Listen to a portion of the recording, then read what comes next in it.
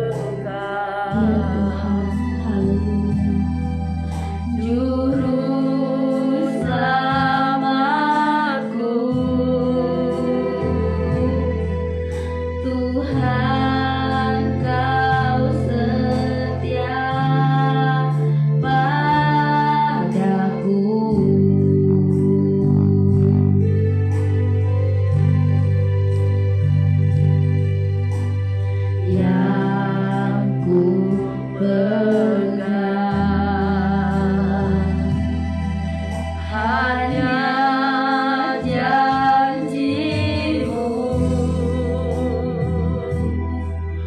ku percayakan hidupku.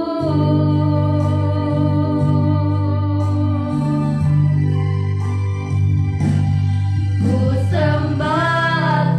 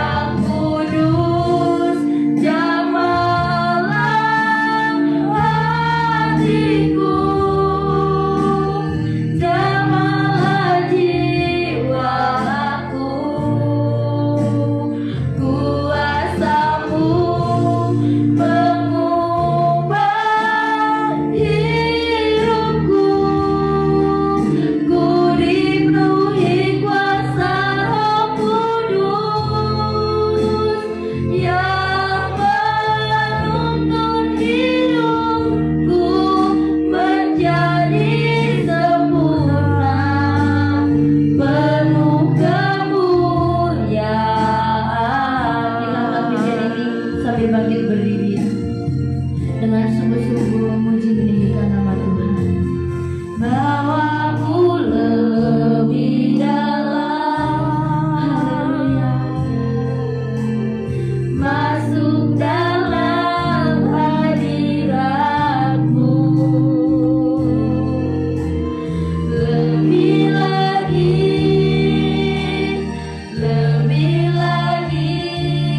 menikmati kemuliaan-Mu.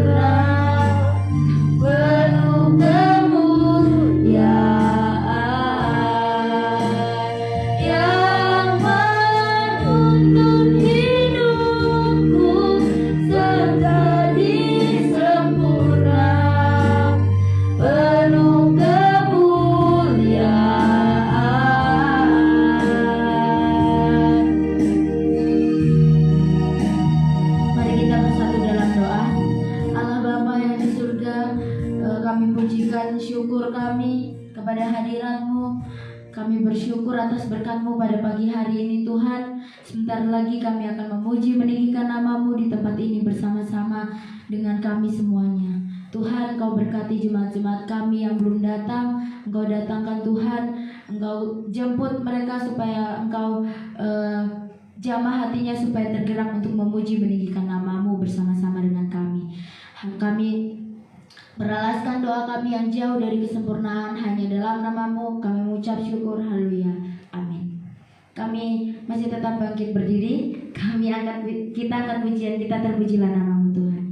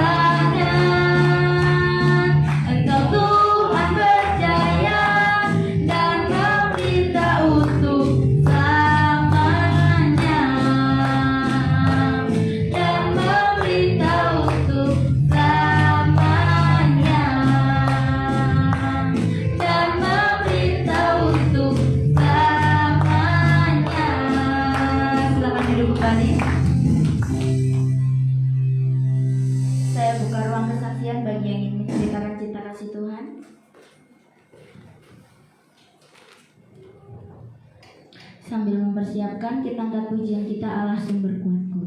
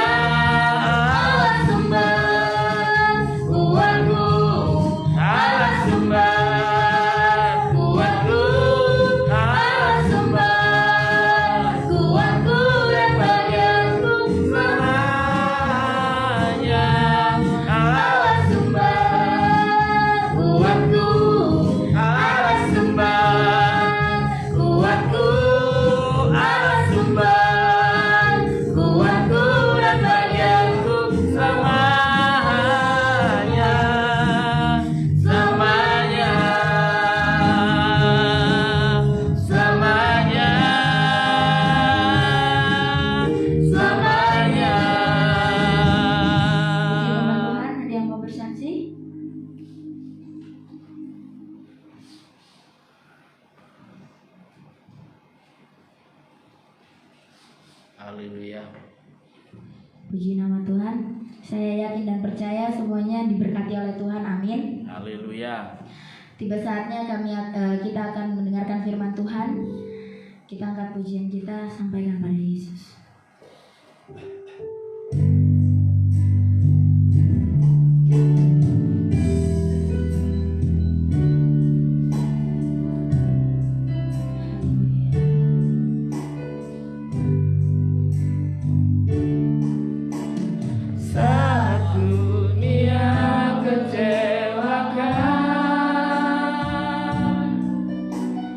Dan tak ada satu pun yang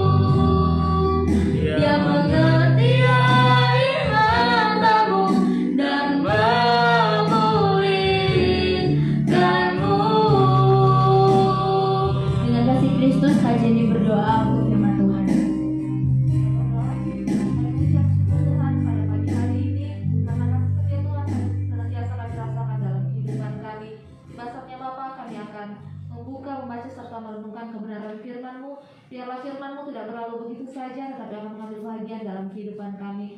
Hamba-Mu ya Tuhan, yang Kau pakai dalam pemberitaan firman-Mu ya Bapa, kiranya Engkau memberkati, penuhi hamba-Mu dengan kuasa Roh Kudus-Mu, biarlah firman-Mu yang akan disampaikan itu benar-benar berasal daripada Tuhan. Ini doa kami Tuhan, di dalam nama Tuhan Yesus kami berdoa dan mengucap syukur. Haleluya. Amin.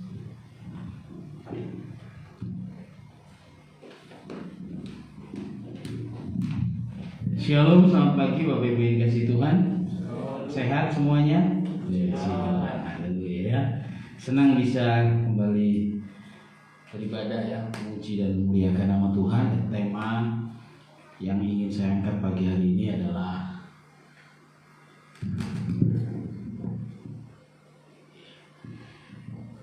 bijaksana dalam mengambil keputusan. Bapak Ibu, setiap hari dibantu juga kayaknya ada error. Setiap hari kita dihadapkan kepada pilihan dan sekaligus pengambilan keputusan, Bapak Ibu. Setiap hari, sejak kita membuka mata pagi-pagi, kita sudah dihadapkan kepada pilihan dan sekaligus pengambilan keputusan. Ada keputusan-keputusan kecil, keputusan simpel ya, sederhana, receh ya, seperti memilih baju, memilih menu makanan dan lain sebagainya. Setiap pagi kita bangun dihadapkan kepada pilihan, mau bangun atau lanjut tidur. Itu pilihan dan perlu keputusan. Kalau sudah bangun, mau lanjut mandi atau ngopi dulu, baca koran dulu, itu juga perlu keputusan. Setelah mandi, pilih baju. Aku pakai baju lengan pendek apa lengan panjang. Aku pakai baju terusan atau putusan, atau yang lain-lain. Setelah pakai baju, sarapan mau makan apa. Itu semua keputusan-keputusan receh ya istilahnya dalam kehidupan kita yang setiap hari kita lakukan.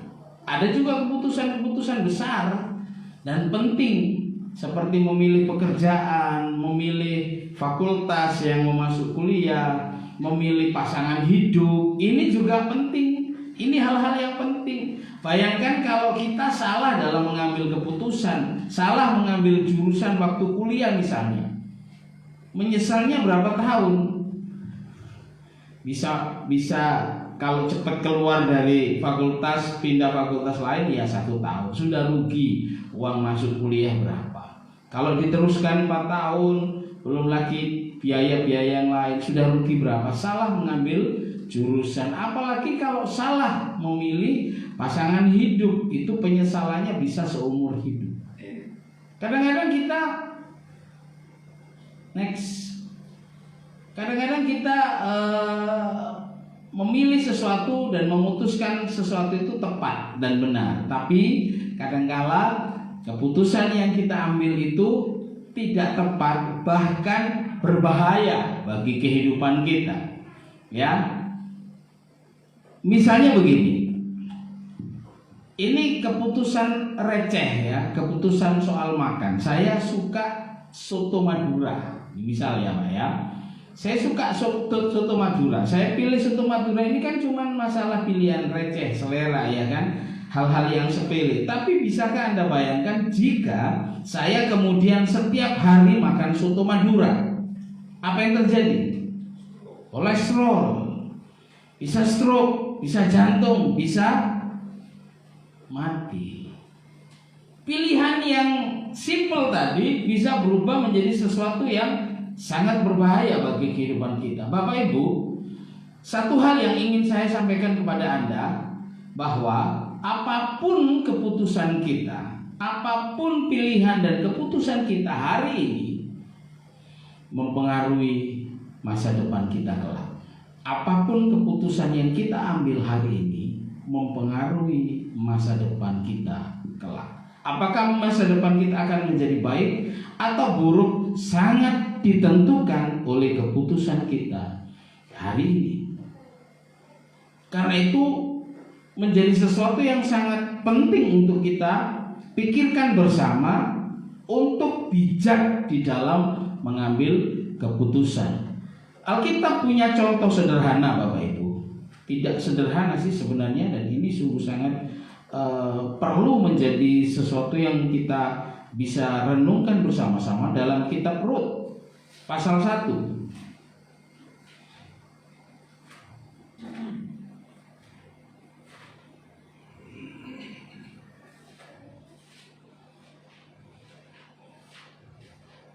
Ya, kitab Rut pasal 1 ayat 1 saya bacakan Bapak Ibu sampai ayat yang kelima. Pada zaman para hakim memerintah, ada kelaparan di tanah Israel. Lalu pergilah seorang dari Betlehem Yehuda beserta istrinya dan kedua anaknya laki-laki ke daerah Moab untuk menetap di sana sebagai orang asing. Nama orang itu ialah Elimelek, nama istrinya Naomi, dan nama kedua anaknya Mahlon dan Kilion. Semuanya orang-orang Efrata dari Betlehem Yehuda. Dan setelah sampai ke daerah Moab, diamlah mereka di sana. Ayat 3. Kemudian matilah Elimelek suami Naomi, sehingga perempuan itu tertinggal dengan kedua anaknya. Keduanya mengambil perempuan Moab. Yang pertama bernama Orpa dan yang kedua bernama Rut, dan mereka diam di situ kira-kira 10 tahun lamanya. Lalu matilah juga keduanya, yakni Mahlon dan Kilion, sehingga perempuan itu kehilangan kedua anaknya dan suaminya. Saya berhenti membaca sampai di ayat 5. Saya yakin cerita ini bukan cerita baru, sesuatu yang sudah sangat kita hafal dan kita mengerti tentang Rut, ya, tentang Rut. Tapi saya tidak membahas Rut. Saya ingin menyorot satu keluarga ini. Kepala keluarganya bernama Elimelek. Ayat 1 berkata, pada zaman para hakim memerintah, jadi belum raja, masih hakim, ya. Di situ ada Anda bisa baca salah satunya itu kan Gideon, ada Yefta, ada dan lain sebagainya, ya, Simpson ada. Tidak disebutkan di sini pas hakim siapa yang memerintah itu ada kelaparan. Tapi yang tercatat di sini pada zaman para hakim memerintah ada kelaparan di tanah Israel, ada kesulitan, ada bahaya, ada persoalan besar, ada persoalan antara hidup dan mati bagi warga yang ada di Israel. Kenapa ada kelaparan? Ada kelaparan, ada sesuatu yang sulit sedang terjadi. Bapak Ibu, mungkin saat ini dalam tanda kutip kita sedang berhadapan dengan kelaparan, masalah, persoalan, tantangan hidup yang tidak ringan karena menyangkut urusan masa depan. Urusan perut ini tidak bisa ditunda. Itu yang sering disampaikan orang, ya. Bahkan orang bisa membunuh hanya gara-gara urusan perut. Orang bisa bertengkar, berkelahi habis-habisan dengan saudara sendiri hanya masalah perut. Ini masalah hidup mati. Seorang kepala keluarga bernama Elimelek memutuskan untuk pergi dari Betlehem Yehuda, ya. Lalu pergilah seorang dari Betlehem Yehuda beserta istrinya dan kedua anaknya laki-laki ke daerah Moab. Next. Elimelek itu artinya Allah itu raja. Jadi nama Elimelek itu artinya Allah itu raja. Keren ya namanya, ya. Kalau Bapak Ibu punya anak lagi, kasih nama Elimelek. Keren. Allah itu raja. Sedangkan Naomi itu artinya menyenangkan atau kesukaan. Pas kan?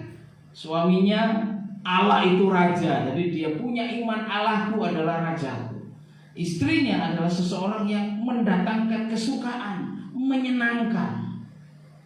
Tapi sayang saudara, dia punya anak laki-laki. Mahlon itu artinya orang sakit atau sakit-sakitan. Mungkin waktu dia dilahirkan, dia kondisinya sakit-sakitan sehingga dia dinamai Mahlon. Sedangkan Kilion itu artinya lemah. Jadi kedua anak Naomi ini sebenarnya tidak sehat.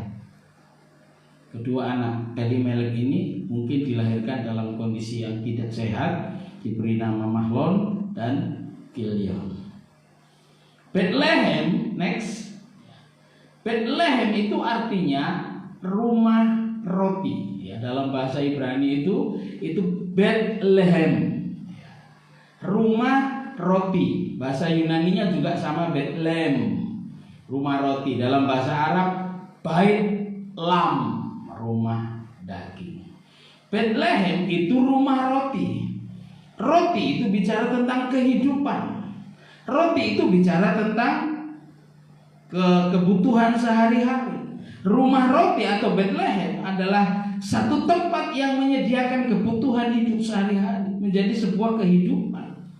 Tapi hari itu zaman para hakim memerintah, Bethlehem tidak ada roti. Bethlehem kering. Bethlehem punya potensi kematian karena bencana kelaparan. Maka pergilah Elimelek ke Moab. Mengapa Moab? Mungkin dalam radius tempat mereka tinggal Moab itu terdekat, karena jarak Moab di Bethlehem ke Moab itu kurang lebih sekitar 80 sampai 100 kilo. Mungkin daerah sekitar Bethlehem waktu itu juga mengalami kekeringan sehingga mereka pergi ke Moab. Moab itu apa? Next, Joe. Ada yang tahu nggak Moab? Sejarah Moab. Moab itu anak sekaligus cucunya Lot. Ingat ya, waktu Sodom dan Gomora dihancurkan oleh Tuhan, malaikat Tuhan menarik Lot dan istri dan kedua anaknya keluar dari Sodom dan Gomora. Tuhan berkata, pergi jauh-jauh. Dia berkata, Lot berkata kepada malaikat, kami gak mungkin pergi terlalu jauh, nanti kami kesusul, kami mau ke Zoar saja. Oh ya sudah, silakan pergi ke Zoar. Dalam hal ini pun aku turuti permintaan. Lot dan keluarganya pergi ke Zoar, tapi di tengah jalan istrinya menoleh ke belakang. Maka jadilah dia patung garam, tiang garam. Mati dia di sana. Tinggal Lot dan kedua anaknya. Saya yakin karena Lot mungkin tidak tahu istrinya sudah jadi tiang garam ya, karena dia tidak mungkin menoleh ke belakang. Kalau dia menoleh ke belakang, wah dia jadi tiang garam juga. Dia tidak menoleh, dia jalan terus. Istrinya yang menoleh ke belakang, jadi tiang garam. Dia jalan terus sampai akhirnya mereka tiba di Zoar. Lalu lanjutnya Lot tidak berani tinggal di Zoar, mungkin takut dengan orang Zoar karena mungkin mendengar kabar ya Sodom dan Gomora itu hancur gara-gara Lot. Ceritanya begitu. Lalu pergilah dia dengan kedua putrinya ke pegunungan, tinggallah dia di goa di sana.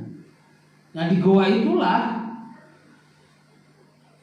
anaknya, dua orang putri ini saling berkata satu dengan yang lain, bapak kita sudah tua, gak mungkin dia kawin lagi lalu punya keturunan. Dan tidak ada laki-laki yang bisa mendekati kita karena tinggal di pegunungan. Gini aja, kita bikin mabuk bapak kita, lalu kita tidur dengan dia. Hari ini saya yang sulung, besok kamu adik. Dan terjadilah begitu. Dan dari perkawinan inses inilah muncul Moab dan Amon. Jadi putri sulung Lot melahirkan Moab, putri keduanya melahirkan Bet-Ami, bapak orang Amon. Itu bisa dibaca di Kejadian 19 ayat dan seterusnya, ayat 1 dan seterusnya. Jadi Moab itu adalah hasil perkawinan inses antara bapak dan anak kandungnya.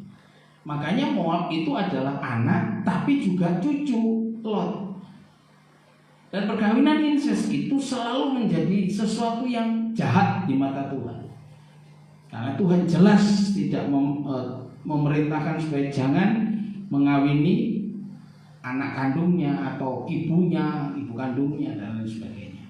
Itu jelas, itu kejahatan di mata Tuhan. Dan makanya Moab dan Amon itu selalu menjadi musuhnya orang Israel.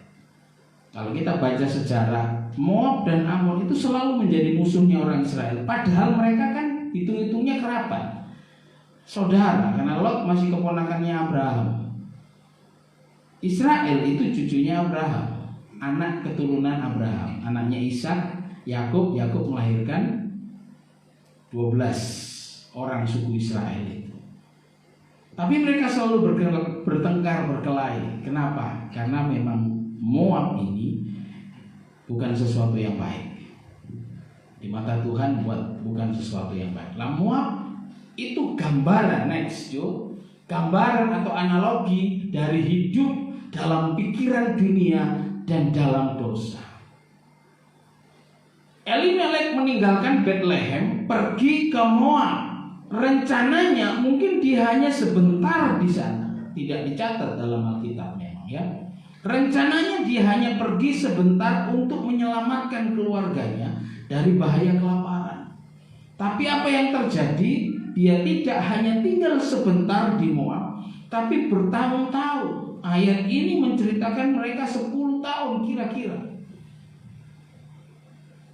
Sampai anaknya menikah dengan perempuan Moab. Ini juga sesuatu yang menjadi kejahatan di mata Tuhan, sebab Tuhan tidak pernah memerintahkan orang Israel menikah dengan orang di luar. Jelas itu perintah Tuhan, jelas. Tapi yang terjadi, Elimelek pergi ke Moab, menetap di sana, tinggal di sana. Mungkin dia berhasil, mungkin dia bisa menikmati hidup yang nyaman di sana. Tapi akibatnya apa, Pak, Bu? Akibatnya apa? Elimelek mati. Ini yang ingin saya sorot, Bapak Ibu. Keputusan kita hari ini mempengaruhi masa depan kita kelak. Makanya kita perlu hati-hati dan bijaksana dalam mengambil setiap keputusan.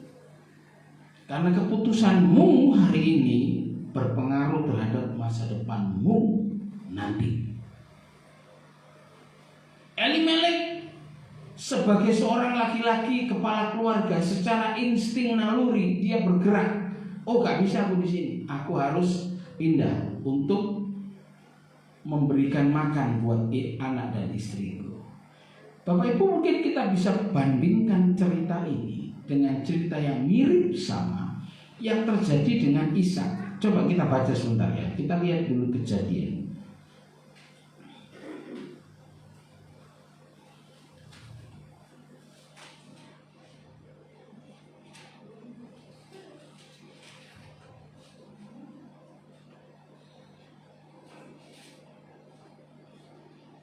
Sebentar saya cari sebentar Bapak Ibu. Ya, ini pasal 26. Pasal 26 ayat pertama berkata begini. Maka timbullah kelaparan di negeri itu. Sama kan ya? Masalahnya sama. Ya, waktu itu Ishak masih tinggal sebagai orang asing di Kanaan. Negeri itu belum menjadi milik kepunyaan Israel. Ini bukan kelaparan yang pertama yang telah terjadi dalam zaman Abraham. Sebab itu Ishak pergi ke Gerar kepada Abimelek, raja orang Filistin. Lalu Tuhan menampakkan diri kepadanya serta berfirman, janganlah pergi ke Mesir, diamlah di negeri yang akan kukatakan kepadamu. Tinggallah di negeri ini sebagai orang asing, maka aku akan menyertai engkau. Kita bandingkan ya, Ishak dengan Elimelek. Persoalannya sama apa? Kelaparan. Persoalannya sama, masalahnya sama, hidup mati. Ketika dihadapkan kepada persoalan hidup dan mati, Bapak Ibu, Ishak bukan tinggal sendiri dengan istrinya. Karena dia kaya, dia mewarisi kekayaan Abraham, maka dia tinggal dengan karyawan-karyawannya yang sangat banyak. Jadi nggak sama seperti Elimelek. Elimelek cuma menghidupi 3 orang, istrinya dan kedua anaknya. Tapi Ishak menghidupi juga karyawannya. Pegawainya sangat banyak. Ketika kelaparan itu terjadi di situ, sebagai kepala keluarga, instingnya adalah memberi makan pertama keluarganya. Tapi buat dia bebannya ada. Oh, ini pegawaiku juga harus dikasih makan. Instingnya, aku cari tempat lain yang bisa memberikan kehidupan. Tapi Tuhan berkata, Ishak, jangan pergi ke Mesir. Mesir itu gambaran tentang dunia. Jangan pergi mencari pertolongan kepada dunia. Jangan pergi kepada dunia untuk kamu bisa hidup. Apa kata Tuhan? Tinggallah di sini. Diamlah di sini, di negeri ini. Dan aku akan menyertai engkau dan memberkati engkau. Kita bandingkan dengan Elimelek. Apakah Elimelek tidak ditegur Tuhan? Saya tidak tahu, Alkitab tidak mencatat. Tapi mungkin Tuhan mengingatkan dalam bentuk yang lain. Mungkin tetangganya, mungkin saudara-saudaranya. Nggak usahlah pergi, Mas, Bang, ayolah tetap di sini. Kita pasti dipelihara kok. Enggak, aku tetap akan pergi. Pergilah dia boyongan dengan istri dan kedua anaknya. Keputusannya hari itu mengubah masa depannya. Masa depan yang harusnya hidup tenang di rumah roti, di Bethlehem, ya pergi tinggalkan Bethlehem, pergi ke Moab. Yang terjadi selanjutnya adalah dia mati. Setelah dia mati, anaknya kawin dengan wanita Moab. Tidak lama setelah itu, belum mereka punya anak, Mahlon dan Kilion mati juga.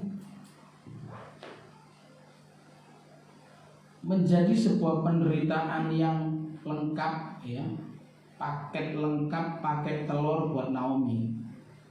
Suaminya mati, kedua anaknya mati, dia tinggal sebagai orang asing di negeri Moab. Akibat dari sebuah keputusan yang kurang bijaksana. Saya tahu Bapak Ibu, kita mungkin berpikir logis begini, Pak, dia kan kepala keluarga, secara naluri dia akan menyelamatkan istri dan anaknya. Oke, itu bisa diterima. Tapi Bapak Ibu coba perhatikan, ketika kompromi dengan ketidaktaatan itu kita pelihara, kita nyaman dalam ketidaktaatan itu, dampaknya sangat buruk, kematian. Elimelek mati. Mati ini adalah sebuah gambaran Bapak Ibu. Mungkin mati jasmani bisa, kita pasti mati jasmani. Tapi meninggalkan Tuhan,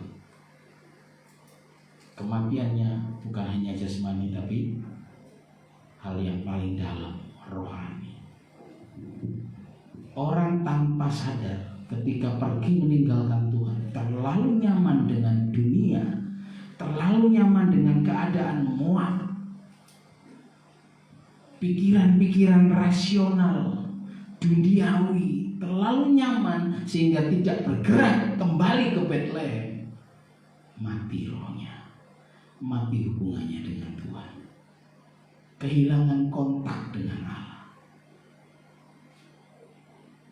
Akibatnya apa? Mati, binasa dalam arti yang sebenarnya. Sebab itu Bapak Ibu yang dikasih Tuhan, jangan kita gerusa-gerusu dalam mengambil sebuah keputusan. Adalah baik setiap keputusan yang kita ambil, kita bawa kepada Tuhan. Kita minta Tuhan yang memutuskan. Tuhan, saya mau melakukan ini. Apakah Tuhan berkenan atau tidak? Tuhan, saya harus berbuat begini untuk menyelamatkan keluarga saya. Apakah Tuhan berkenan atau tidak? Seperti Ishak. Ishak sudah berniat pergi ke Mesir, meminta pertolongan, mencari penghidupan karena di Kanaan kering. Tapi Tuhan berkata, Ishak, jangan pergi ke Mesir, tinggallah di sini. Ayat 6, jadi tinggallah Ishak di Gerar. Ya.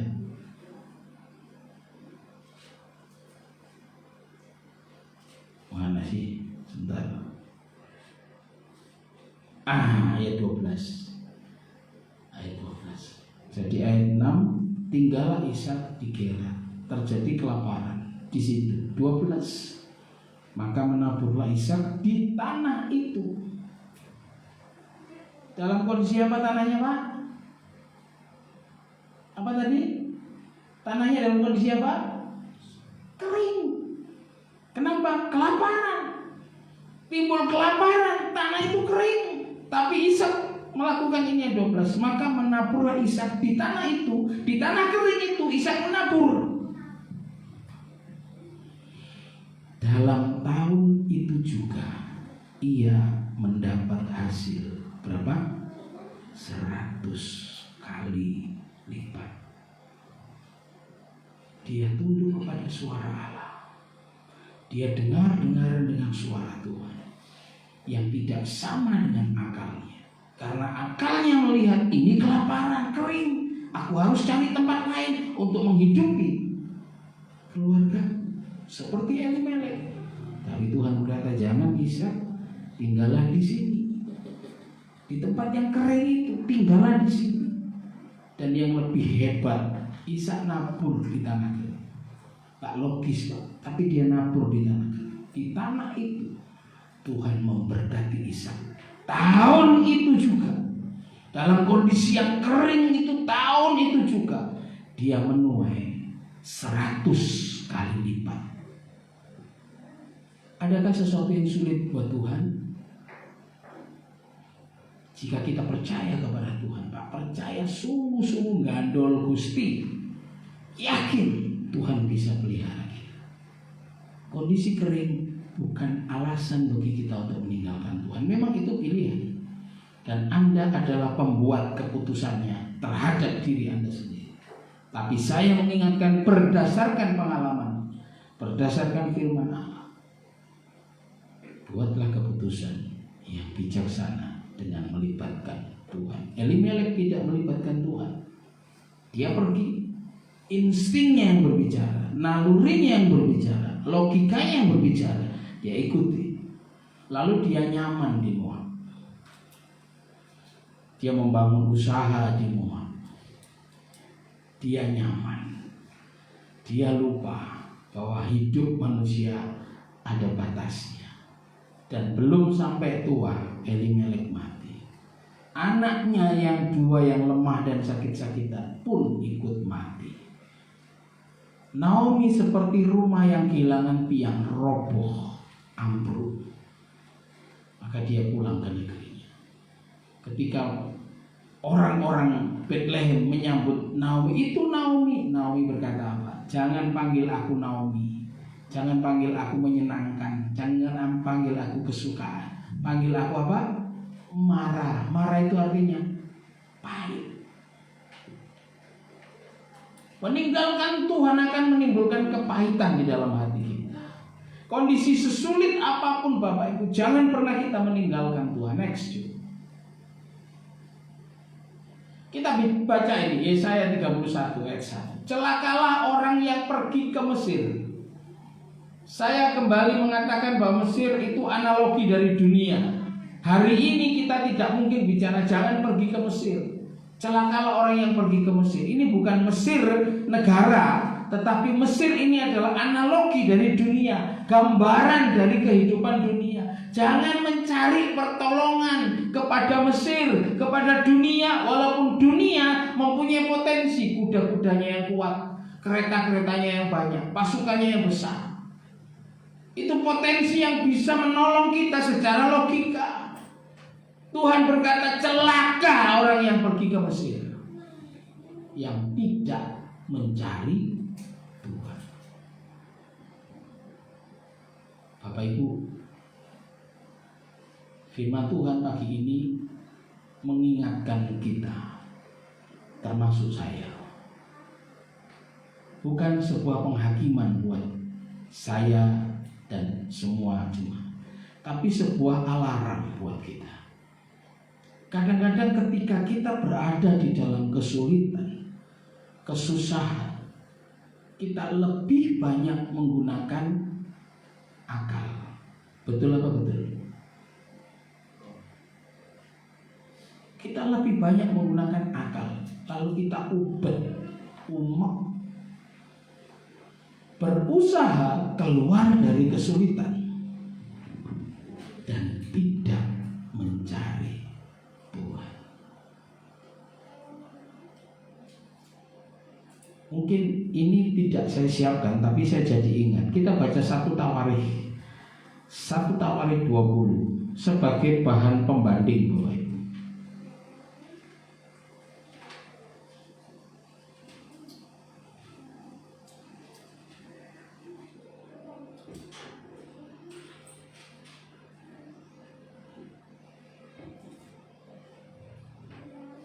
Oh sorry, bukan 1, 2 Tawarikh 20. Ya. Ayat 1 mulai. Setelah itu Bani Moab dan Bani Amon, ya, lagi-lagi kita ketemu Moab dan Amon, datang berperang melawan Yosafat. Yosafat itu raja Yehuda bersama-sama sepasukan orang Meunim. Meunim ini keturunan dari kakaknya Yakub, Esau, Edom, itu orang Meunim. Yosafat menjadi takut. Ayat 3, lalu mengambil keputusan untuk mencari Tuhan. Mari jemaat yang saya kasih dalam Kristus, mungkin kita dihadapkan kepada situasi yang menimbulkan rasa takut seperti Yosafat. Yosafat digempur, ditawur oleh 3 kerajaan besar, Moab, Amon, dan orang-orang Meunim, orang-orang Edom. Kekuatan besar bergabung menjadi satu, 3 kekuatan besar. Yosafat takut karena Yehuda itu sudah sempalan Israel, sudah pecah. Israel dengan 10 suku, namanya kerajaan utara. Yehuda hanya 2 suku, Yehuda dan Benyamin, kecil, namanya kerajaan Yehuda. Yosafat jadi rajanya waktu itu. Takut, iya, pasti. Yosafat takut. Tapi langkah atau keputusan yang dibuat Yosafat pada saat dia takut itu luar biasa. Apa? Mencari Tuhan. Bukan malah pergi meninggalkan Tuhan, mencari Mesir. Yesaya 31 ayat 1 berkata, celaka orang yang mencari Mesir. Walaupun di Mesir itu ada potensi, Pak, potensi kuda-kudanya yang kuat, keretanya yang banyak, pasukannya yang besar, potensi untuk menolong secara logika. Tapi Tuhan berkata celaka. Belajar dari Yosafat ini, Bapak Ibu, digempur oleh 3 kekuatan negara yang bergabung menjadi satu. Yosafat bukan kalah, tapi Yosafat malah menang. Gak pakai keluar keringat. Yosafat cuma memuji Allah. Yosafat cuma menyanyi bagi Tuhan. Tuhan buat musuhnya saling berperang sendiri, mati. Yosafat datang ke tempat itu, tinggal menjarah, mengambil barang-barang mereka. Kenapa? Karena semua mereka sudah jadi mayat. Rasa takut yang dibawa kepada Tuhan menghasilkan dampak yang besar. Itu berangkat dari keputusan kita, Bapak Ibu. Ketika dihadapkan persoalan kepada kita, kita menjadi takut. Apa keputusanmu? Engkau mencari Tuhan atau mencari pertolongan di tempat yang lain? Kalau engkau mencari Tuhan, engkau akan selamat. Seperti Yosafat. Tuhan terlalu kuat, terlalu dahsyat, terlalu luar biasa. Jangan pernah ukur Tuhan dengan kemampuan berpikir kita. Jangan pernah ukur kekuatan Tuhan dengan kemampuan kita bermatematika. Tidak ada apa-apanya. 3 kekuatan besar yang luar biasa. Saya baca ayat 2. Ayat 2. Ini sebuah gambaran, deskripsi tentang masalah yang dihadapi oleh Yosafat. Datanglah orang memberitahukan Yosafat, Suatu laskar yang besar datang dari seberang laut asin, dari Edom, menyerang tuanku. Sekarang mereka ada di Haseson Tamar. Suatu laskar yang besar. Yosafat takut, iya, manusiawi. Tapi keputusan saat takut itu menentukan masa depan. Ketika Yosafat takut, Yosafat mencari Tuhan, dan dampaknya dahsyat. Musuhnya semua mati, dia justru dapat barang-barang jarahan. Alkitab berkata butuh waktu 3 hari untuk mengangkut jarahan itu. Yosafat dengan semua pasukannya ngangkut jarahan itu butuh waktu 3 hari. Sampai bisa bayangkan betapa banyaknya jarahan itu. Upah mencari Tuhan. Bapak Ibu, jangan pernah takut. Jadilah bijak pada saat kita mengambil keputusan. Next, Joe. Yang perlu kita renungkan Bapak Ibu, yang pertama, sesulit apapun keadaan yang kita hadapi, jangan pernah meninggalkan Tuhan. Ya, janji ya Bapak Ibu. Sesulit apapun keadaan Anda dan saya, percayalah Tuhan bisa menolong. Punyalah keyakinan bahwa Allah kita itu besar, sanggup menolong, pasti akan menolong. Tidak ada kesulitan atau masalah sebesar apapun di dunia ini yang membuat Tuhan tidak bisa menolong. Jadi ini yang keyakinan pertama kita yang perlu kita renung. Sesulit apapun keadaan Anda, seterdesak apapun Anda dalam kondisi dan situasi yang ada sekarang ini, jangan tinggalkan Tuhan. Jangan mencari pertolongan ke Mesir, kepada dunia. Jangan. Cari Tuhan seperti Yosafat. Cari Tuhan, dan Tuhan mampu mengubah kesulitanmu menjadi kelimpahan. Berkaca kepada Yosafat, kesulitan yang besar diubah Tuhan menjadi kelimpahan yang besar. Hasil dari keputusan Yosafat, sang pemimpin, sang decision maker, mencari Tuhan. Bapak-bapak, Anda adalah seorang decision maker. Anda adalah seorang pembuat keputusan. Ketika engkau harus membuat keputusan, libatkan Tuhan dalam setiap pengambilan keputusan, supaya kita tidak salah lalu kita celaka seperti Elimelek. Dia membahayakan hidup keluarganya, niatnya menyelamatkan mereka, pada akhirnya justru membahayakan mereka. Yang kedua yang perlu kita renungkan, jangan pernah kompromi dengan ketidaktaatan yang masuk melalui logika, pikiran, akal sehat. Jangan pernah kompromi. Naomi kompromi setelah kematian Elimelek. Naomi mengizinkan anaknya menikah dengan perempuan Moab. Ya puji Tuhan, mereka dimenangkan. Kedua perempuan Moab ini dimenangkan menjadi orang yang percaya. Sayang, Orpa disuruh balik lagi sama Naomi. Tak balik. Aku gak iso ngingoni kon, balik muli. Aku gak mungkin rabi maneh duwe anak lanang tak kena kon, gak iso. Wis tak muli. Dan Orpa taat kepada mertuanya, dia mulih pulang kembali ke Allahnya, menyembah berhala, tidak lagi menyembah Allah. Tapi Rut mati-matian. Jangan kau suruh aku pergi meninggalkan engkau. Di mana engkau tinggal, di situ aku tinggal. Allahmu lah Allahku, bangsamu lah bangsaku.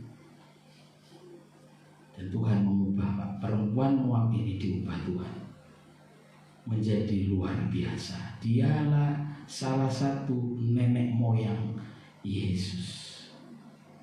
Rut ini akhirnya menikah dengan Boaz. Boas ini melahirkan Isai. Isai melahirkan Daud.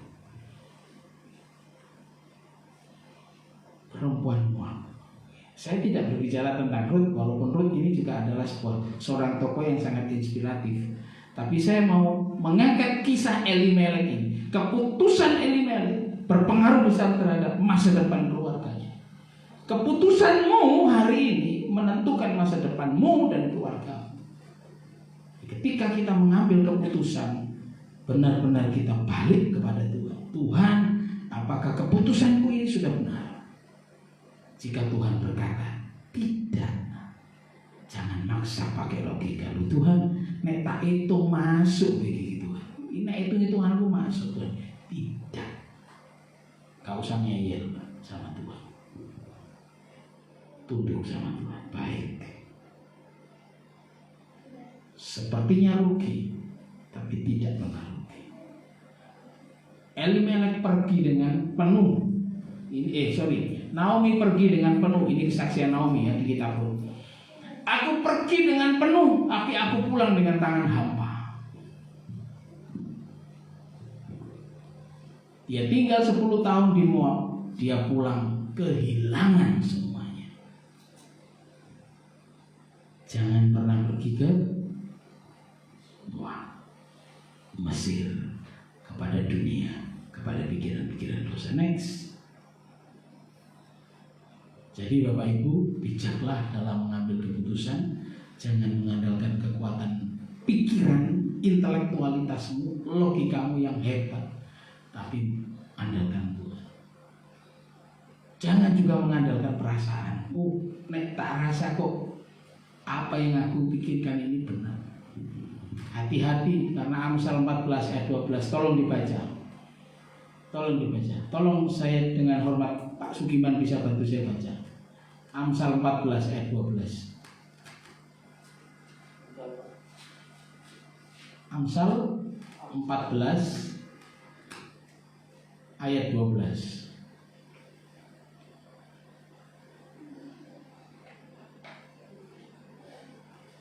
Amsal berapa? 14 Pak, ada di depan layar. 14 ayat 12.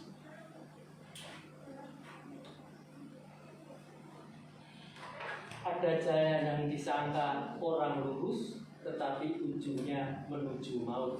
Ada prediksi itu benar, itu jalan yang tak pilih ini benar. Prediksi manusia, tapi ujungnya Maut. celaka. Makanya bijaksana dalam mengambil keputusan, bijaksana dalam memilih, bijaksana. Jangan pakai perasaan.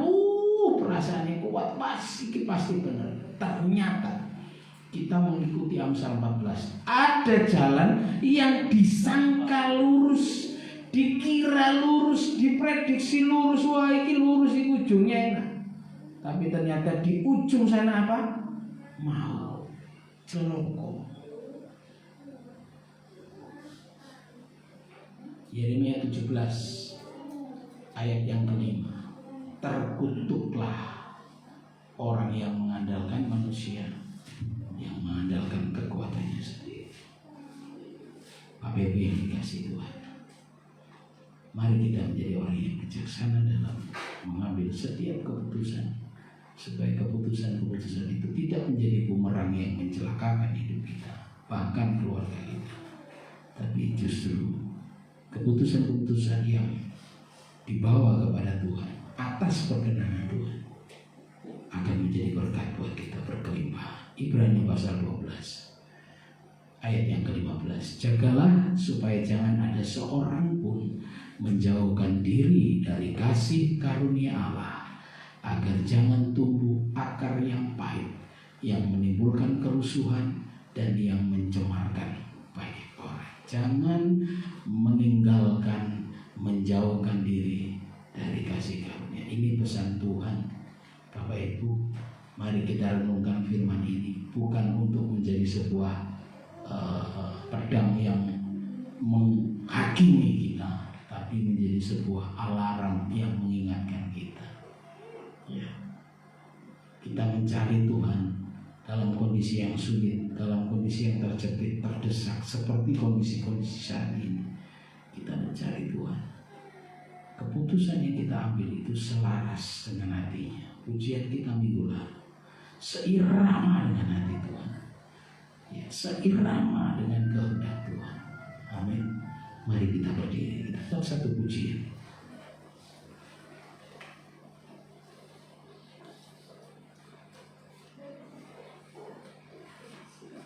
Rencanamu indah, sudah ada di situ juga.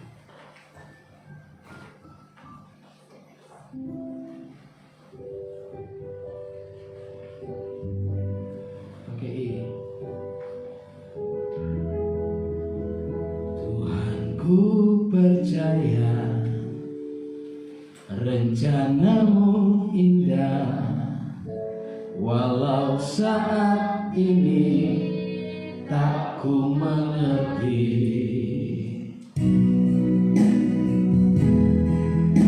Engkau telah berfirman kan di masa depan damai sejahtera penuh harapan.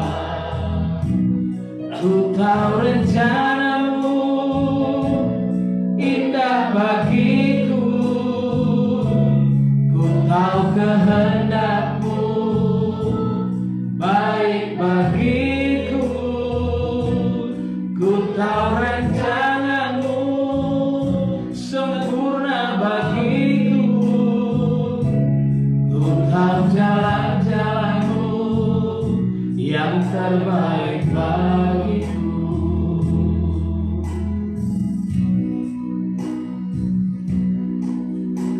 Tuhan ku percaya rencanamu indah, walau saat ini tak ku mengerti.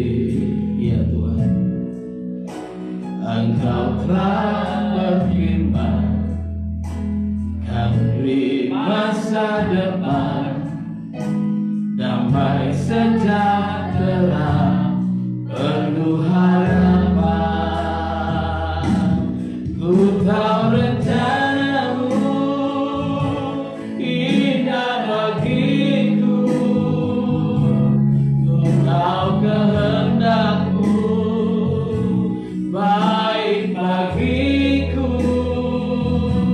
ku tahu rencanamu sempurna bagiku, ku tahu jalan-jalanmu yang terbaik bagiku. Sekali lagi dengan segenap hati kita angkat sebagai doa kepada Tuhan. Tuhan ku percaya rencanamu indah, walau saat ini tak ku mengerti. Engkau telah berfirman kan di masa depan damai sejahtera penuh harapan. Ku tahu rencanamu indah bagiku,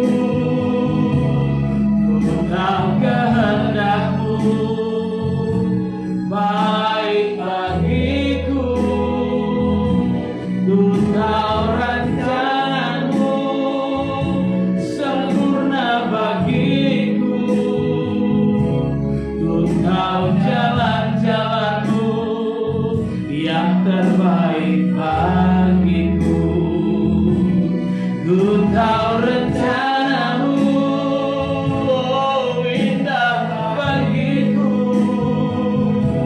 ku tahu kehendakmu baik bagiku, ku tahu rencanamu yes sempurna bagiku, ku tahu jalan-jalanmu yang terbaik bagiku, ku tahu rencanamu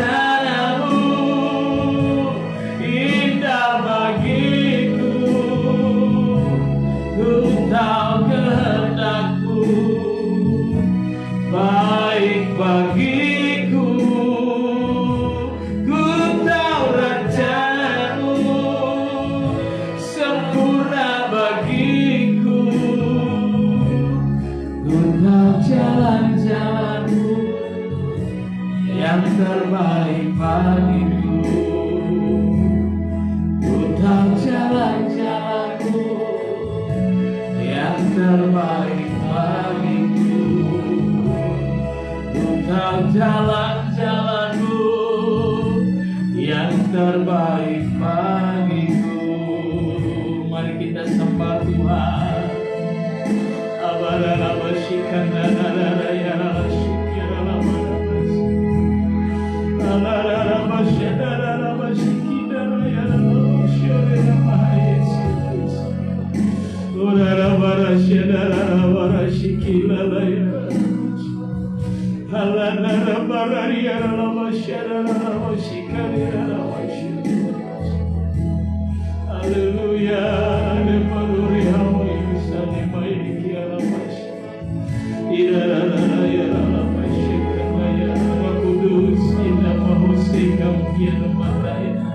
Tinggal diamlah dalam hati dan hidupku.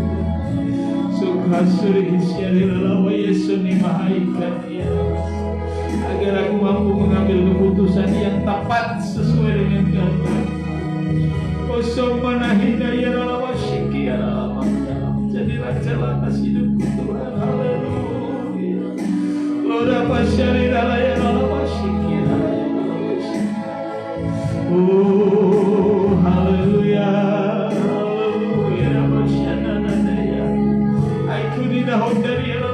Aku mau tunduk di bawah kekuasaan-Mu Tuhan. Aku mau tunduk di bawah kehendak-Mu Yesus. Ira basyikara ya Allah, basyikar raja di atas segala raja ya Allah. Syana ya Allah, basyikara ya Allah, kekuatan yang tak terbatas. Pemberi ya Allah, basyikara ya Allah, basyikara ya Allah. Yes. Oh, ana lebih kasurina ya hidupku Tuhan. Peganglah dalam tangan-Mu. Ku tahu rencana-Mu indah bagiku.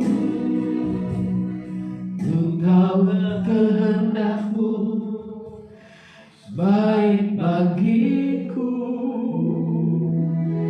Ku tahu rencana-Mu sempurna bagiku. Ku tahu jalan-jalan-Mu yang terbaik bagiku. Ku tahu rencana-Mu indah bagiku. Ku tahu kehendak-Mu baik bagiku. Ku tahu rencana-Mu sempurna bagiku. Ku tahu jalan-jalan-Mu yang terbaik bagiku.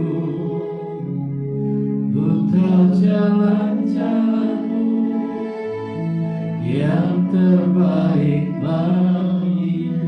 Bapa, kami tunduk pada otoritas-Mu, kami tunduk pada kuasa dan kehendak-Mu Tuhan. Kami tunduk pada apa yang Tuhan mau dalam hidup kami, karena kami percaya bahwa rencana-Mu yang terbaik buat kami, rancangan-Mu yang terindah dan sempurna buat kami, kadang tidak sesuai dengan kemampuan kami berpikir. Tapi kami mau belajar Tuhan, belajar untuk tunduk Bapa, belajar untuk tunduk kepada Allah. Haleluya, haleluya. Aku percaya Tuhan, seluruh rencana dan rancangan-Mu adalah yang terbaik buat kami, masa depan yang penuh harapan. Terima kasih Tuhan, ampuni kami kalau sering kami membuat keputusan-keputusan yang salah, keputusan-keputusan yang bahkan membahayakan hidup kami, masa depan kami. Ampuni kami Tuhan.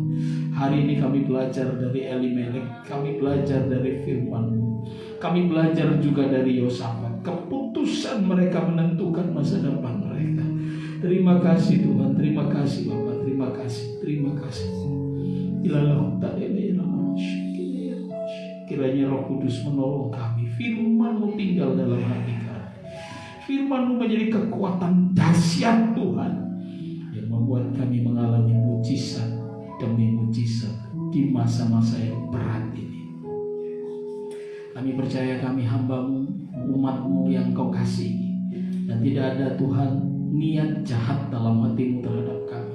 Bahkan rencana-Mu adalah yang terbaik. Mungkin saat ini kami mengalami sesuatu yang tidak sesuai dengan yang kami harapkan, tetapi kami percaya kami berjalan bersama dengan Tuhan.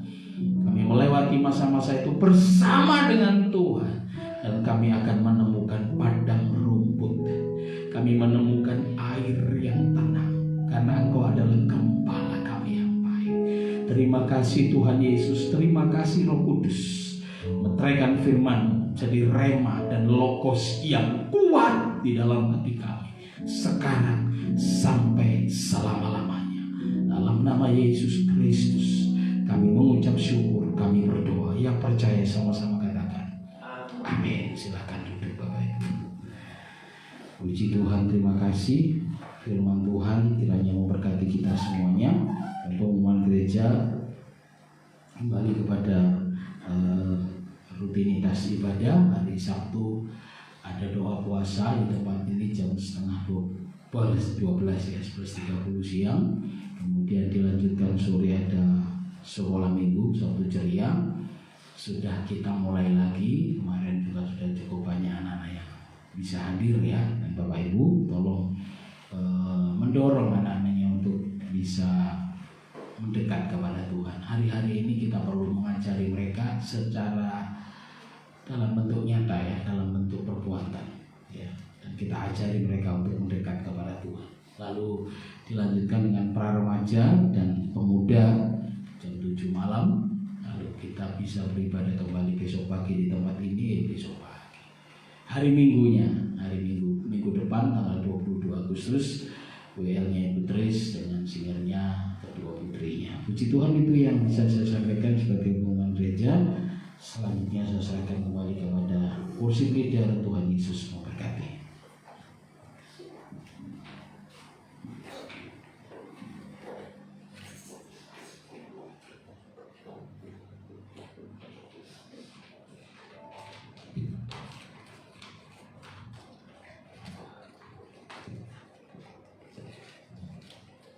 Puji nama Tuhan, diberkati oleh firman Tuhan, amin.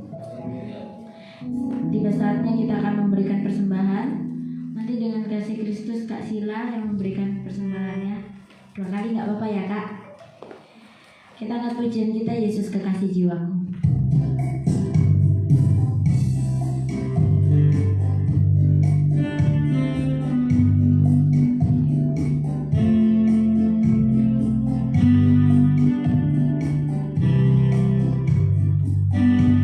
Yesus kekasih jiwaku, sungguh ku percaya padamu, karena kasih-Mu padaku, Kau tebus dosaku. Dari terbitnya matahari dan sampai terbenamnya, ku angkat lagu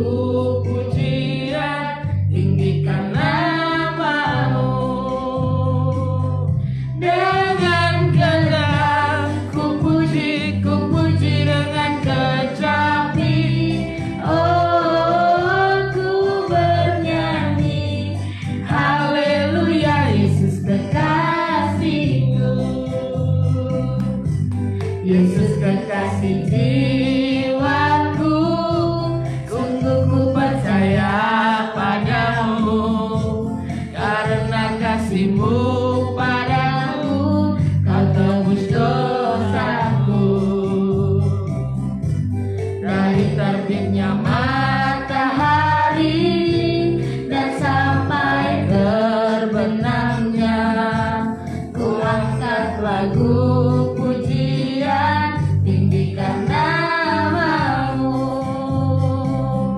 Dengan gendak ku puji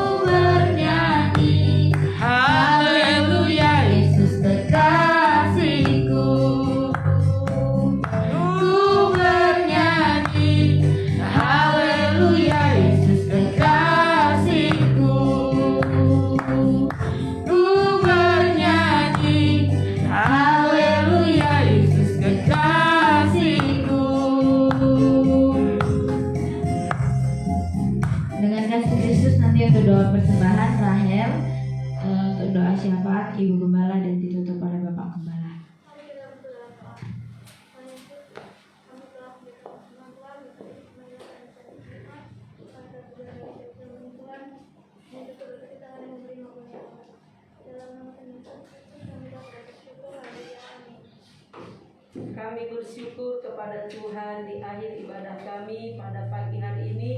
Tuhan, kami berdoa bersyafaat bersama-sama. Kami doakan bangsa dan negara kami. Tuhan tahu apa yang dialami bangsa kami hari-hari ini. Tuhan akan memulihkan baik di kesehatan semua masyarakat, diberikan kekebalan tubuh supaya mereka tetap kuat dan yang sakit disembuhkan oleh Tuhan, baik yang ada di rumah sakit maupun yang ada di rumah.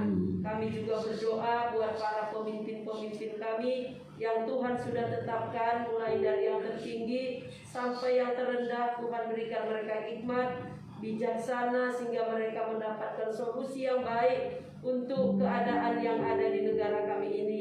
Terima kasih ya Tuhan. Kami juga doakan semua hamba-hamba Tuhan yang melayani pada pagi hari ini, di mana hamba-hamba Tuhan seluruhnya melayani jemaat Tuhan, baik yang ada di gereja maupun yang melalui sosial media. Tuhan akan berkati, pakai mereka, urapi mereka dengan kuasa Roh Kudus-Mu ya Tuhan. Kami doakan semua umat-umat-Mu, mereka yang mengikuti ibadah juga, baik yang melakukan ibadah di gereja diberkati Tuhan, juga yang melakukan ibadah di rumah, supaya mereka betul-betul melakukannya dengan tekun, dengan takut akan Tuhan, dengan sungguh-sungguh, karena Tuhan ada dimanapun mereka berada. Terima kasih Bapa yang baik. Tuhan, kami doakan juga seluruh sidang jemaat Tuhan di tempat ini. Tuhan akan memberkati dan meneguhkan iman percaya mereka. Tuhan tolong supaya umat-umat-Mu tetap setia, tetap kuat di dalam Tuhan, memiliki iman yang dewasa, iman yang kuat, iman yang kokoh di dalam Tuhan. Terpujilah nama-Mu Tuhan. Pulihkan keadaan jemaat Tuhan di tempat ini. Yang lemah dikuatkan, yang sakit disembuhkan, mereka yang sudah kehilangan cinta mula-mula mereka, kasih mula-mula mereka, dipulihkan oleh Tuhan di dalam nama Yesus, sehingga mereka tetap setia kepada-Mu ya Tuhan. Terima kasih Bapa yang baik. Inilah doa kami pagi hari ini, doa syafaat kami alaskan di dalam berkat nama Tuhan Yesus Kristus.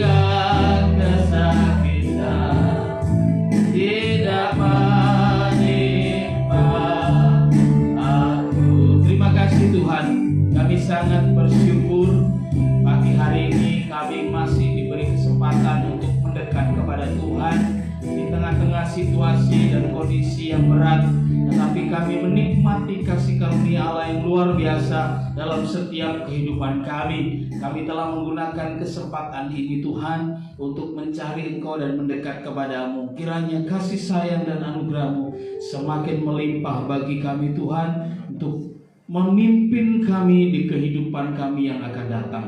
Kami sudah menyelesaikan ibadah kami Tuhan, dan sebentar kami akan pulang, meninggalkan rumah-Mu, kembali ke rumah kami masing-masing. Tuhan Yesus, sebelum kami berpisah, izinkan hamba berdoa memohon berkat-Mu untuk seluruh umat-Mu Tuhan. Mengasihi mereka di dalam nama Yesus. Engkau mencurahkan berkat yang baru, berkat yang kuat, berkat yang besar di dalam kehidupan mereka, baik jasmani sangat terlebih berkat rohani Tuhan yang membuat kami semakin mengenal Tuhan, semakin dikenal Tuhan, dan semakin membuat kami dewasa. Memberkati Mbak Lastri, memberkati Mbak Saro, memberkati Bu Elizabeth, memberkati Bu Endang, memberkati keluarga Pak Widi, memberkati Pak Sukiman, memberkati Bu Nona, memberkati keluarga Ibu Rina Tuhan, memberkati keluarga hamba-Mu, juga memberkati Jojo dalam nama Yesus. Kasih sayang dan anugerah-Mu yang besar menyertai kami. Setiap usaha pekerjaan yang kami buat, Tuhan buat berhasil. Tuhan membuat lapangan pekerjaan terbuka di depan kami. Usaha kami akan membuahkan hasil yang baik dan banyak. Seperti Ishak, Tuhan menuai 100 kali lipat. Engkau memberkati kesehatan kami di tengah-tengah wabah, pandemi, dan penyakit-penyakit lain yang mengancam. Tuhan memberikan perlindungan. Tuhan menudungi kami dengan kekuatan dan kesehatan. Kami akan tetap sehat dan kuat di sepanjang hidup kami, dan terus memuji dan memuliakan Allah. Memberkati keluarga kami Tuhan, memberkati dengan kebahagiaan, dengan sukacita, dengan gairah, dengan spirit yang dari Allah, sehingga keluarga kami menjadi berkat Bapa, dan setiap orang melihat mereka memuliakan nama Tuhan. Berdoa secara khusus untuk anak-anak kami Tuhan, tolong mereka di tengah derasnya pergaulan-pergaulan yang semakin tidak sehat saat-saat ini. Kami berdoa Tuhan, tudungi anak-anak kami. Jauhkan mereka dari pergaulan yang buruk. Jauhkan mereka dari jalan yang salah Tuhan, supaya mereka tetap di dalam jalan Tuhan, dan mereka memperoleh berkat yang berkelimpahan di masa muda mereka. Bahkan sampai tua nanti, Tuhan menyertai perjalanan hidup mereka. Yang sekolah, Tuhan berikan hikmat akal budi, kecerdasan Tuhan. Yang bekerja, Tuhan juga berikan kemampuan keberhasilan dalam segala hal, sehingga mereka berhasil dalam apapun yang mereka perbuat. Terima kasih Tuhan. Tangan-tangan yang sudah berkorban memberikan persembahan, dan yang mengembalikan miliknya Tuhan, Tuhan kembalikan lipat ganda. Tuhan tidak pernah berhutang. Tuhan membalas berlipat kali ganda, dan membuat nama Tuhan semakin masyhur di dalam kehidupan kami. Terima kasih Tuhan, terima kasih. Berdoa buat yang lemah, yang sakit Tuhan, Kau jamah dalam nama Yesus. Engkau memberikan pemulihan kesehatan dalam nama Yesus. Yang lemah Tuhan kuatkan, yang susah Tuhan hiburkan. Yang di dalam percobaan, beban berat, pergumulan, Tuhan berikan jalan keluar. Tuhan menolong, Tuhan memberi kekuatan, dan Tuhan mampukan mereka untuk mampu menanggungnya dengan baik, Bapa, dan keluar sebagai pemenang. Terima kasih Tuhan. Sekarang kami akan pulang Bapa, lindungi kami dalam perjalanan, tibakan kami di rumah dengan selamat. Yang jauh, yang dekat, yang berjalan kaki, yang berkendaraan, Tuhan memberkati. Damai sejahtera Tuhan menyertai seluruh jemaat yang ada di rumah, juga Tuhan berkati. Terima kasih Tuhan, terima kasih Bapa. Jemaat yang dikasihi Tuhan, tanda tangan-Mu, terimalah berkat. Tuhan memberkati engkau dan melindungi engkau. Tuhan menyinari engkau dengan wajah-Nya dan memberi engkau kasih karunia. Tuhan menghadapkan wajah-Nya kepadamu dan memberi engkau damai sejahtera.